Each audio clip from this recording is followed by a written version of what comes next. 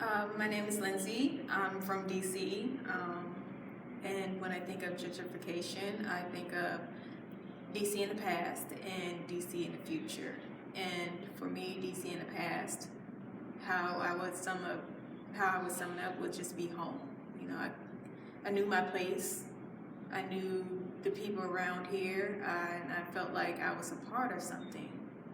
Um, DC now doesn't have that same feeling. Going back to the past, when I was being brought up in a neighborhood in DC wasn't necessarily the safest neighborhood, but you know, the adults around here made us feel like we were kids and we would be allowed to go to the rec and we would play there. We would go swimming there. We had cookouts there, and it felt like a community. Unfortunately, that recreation center is no longer there, and it felt like a part of my childhood had been destroyed along with that building.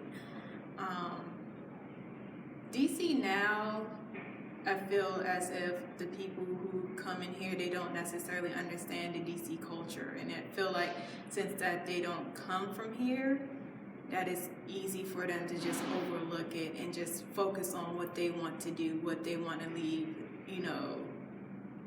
their imprint to be in DC.